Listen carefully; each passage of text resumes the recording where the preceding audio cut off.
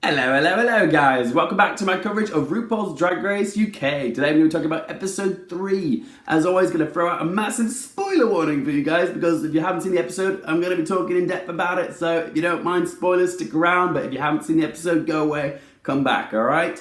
There you go. Alright, so let's talk about episode 3. This week was a design challenge. It was in a similar vein to the Drag on a Dime challenge that we've seen in past seasons, but this was given a British spin. It was Posh on a penny. They were given a car full of crap to try and turn into a fashionable runway look. All the queens knew going into Drag Race that there was going to be a sewing challenge eventually. It's a cornerstone of the Drag Race format, and some of the queens were prepared for it, most of them weren't, and the end result was a bit hit or miss, but I did enjoy this challenge. It was a lot of fun, and some of the queens absolutely thrived in it, like Crystal, Davina, DeCampo, and the Vivienne, and then others, it was their downfall. And we knew it was going to be their downfall because we'd seen Vinegar Strokes' looks in the previous episodes, and we knew, like, she wasn't really a creative queen, not a look queen, not very good with outfits, and having to fashion one out of garbage, it was not going to be an easy feat for her. Her dictionary couture was a disaster. She got read to filth. It was a great week for Davina DeCampo. After last week, she had that little breakdown on the runway saying she wasn't happy with her performance in the acting challenge, even though she was quite good, but she was saying she felt like she hadn't arrived yet. Well, honey, did she arrive this week? Her laundry bag carboot couture was phenomenal, giving her her first win and first repeated badge. I loved this look. It was pure fashion. It looked very David Bowie, androgynous, and even the pattern of the laundry bags gave it that sort of Burberry look, so it looked incredible. In the words of Monique Hart, stunning! Not brown cow stunning, but still stunning. Personally, I did prefer Crystal's look. Overall, she would have been my pick to win this challenge this week. I loved the silhouette of her outfit. The beach ball hips were brilliant. The fact that she made curtains and wallpaper into something theatrical but fashionable, and the makeup was good. Didn't mind the chest hair. It was very unique. I loved her little prop that she had, the little spinny thing, and matched the hair. There was a lot of thought put into it, and it showed, and it looked really cool. This week was actually a turning point for a couple of queens for me, because there were a few queens that were sort of on the sidelines who I wasn't crazy about, but I grew to love a lot more in this episode. The first one was Crystal, because first of all, her outfit was insane. Like, it really showcased her talent. She was a look queen, a design queen. She's great there. But also, I like that she called out Vinegar Strokes and her outfits because she gave some very good constructive criticism. Like, it wasn't mean, it was just truthful. And she was just saying that her looks were a bit lackluster, a bit basic, not on the same level, rough around the edges, and she's right. Did anybody else gag when they heard that Vinegar Strokes said that she paid someone to make her outfits?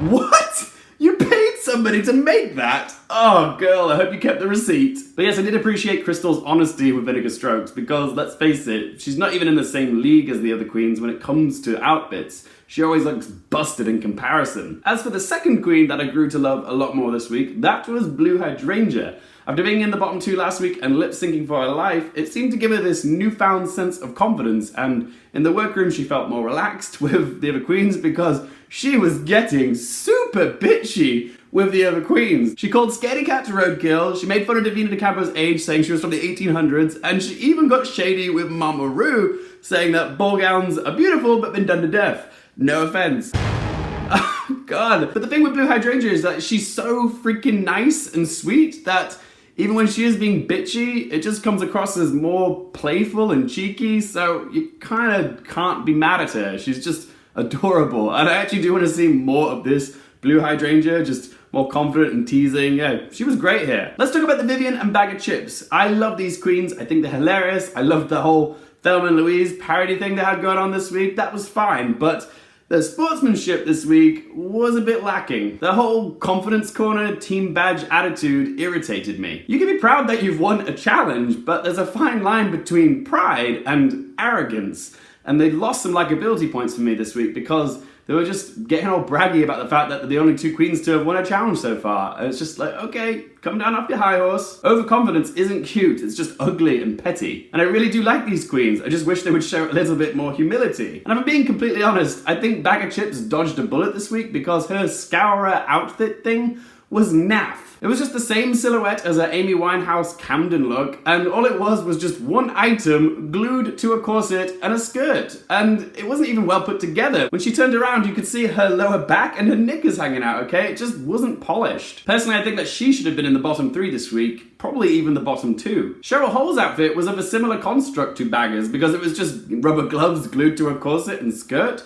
but at least Cheryl Hole's outfit had a concept to it. There was more texture to it, more creativity. Baga Chips's outfit was just scourers glued to one thing, but at least Cheryl Hole had some contrasting patterns. She had the caution tape knickers, her top was a different material to her bottom.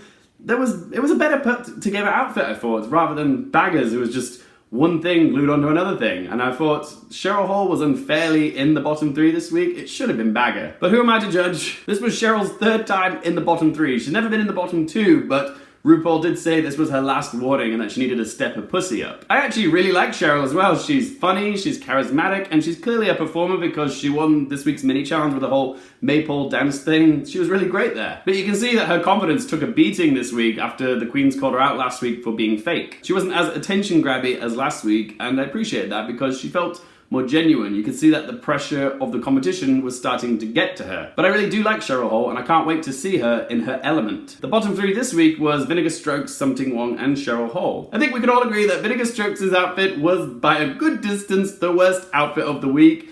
Again, gasp, the shade of it all. I can see what she was attempting to create with the whole paper outfit thing, but the execution of it was just all off. It didn't make a lot of sense. Like, she had one sleeve short, one sleeve long, dimensions were coming out weird. That wig thing, Twiggy couldn't even tell if it was a wig. She called it a swim cap. It was just fashion vomit. As Baga Chip said, it looked like she fell in the bins. Ting Wong's suit that was made out of blinds, I didn't actually hate. I actually thought it was quite good considering that she'd never made anything like that before. And for her first time, she did a really good job with it. The only problem was, compared to all the other looks that the queens had created, it just wasn't as creative or as inventive. It was almost a bit boring in comparison. So I can see why she was in the bottom 3, but I wouldn't have put her in the bottom 2. I would have actually had Vinegar Strokes and Baga Chips as the bottom 2. Then Ting Wong would have been the 3rd person at the bottom, but I would have saved her, and the bottom 2 would have been Baga versus Vinegar Strokes. But because this is Drag Race and the producers need drama, of course it was going to be a lip sync for your life between the 2 best mates, Vinegar Strokes and Ting Wong. This was probably the best of the lip syncs this season so far, but that's really not saying much because they have been a bit crap, but this was really good, this one. I actually did enjoy it. Like, both of the queens are seasoned performers, you can tell, and Vinegar Strokes was really good in this, but Vinegar had been in the bottom 2 once before, and Ting Wong was just as good as she was, so it made sense why Ru would want to keep Ting Wong around a little bit longer. I really do like Vinegar Strokes. I think she's a great entertainer. She's also very funny. I loved her back and forth with Michelle when she was just like, oh, we're on the same page? Yeah, this one. She just hit that one right back. I love that. But in a show where presentation matters, she really just didn't live up to the requirements of what the show needs you to bring, and she was just a little bit too rough around the edges. Even RuPaul called her design aesthetic hodgepodge, but I loved that Vinegar Strokes just owned it and said, yep, I'm the hodgepodge queen. Side note, me and my old school friend Kieran used to call ourselves Hodge and Podge. We thought it sounded like a cool crime-fighting duo, and to this day I still call him Podge, he still calls me Hodge, so yes. Hodgepodge, fighting crime together. That's how cool I was in school.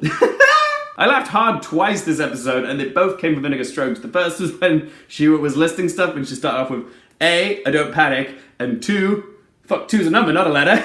And then there was the bit at the end which was just like, so long, gay boys!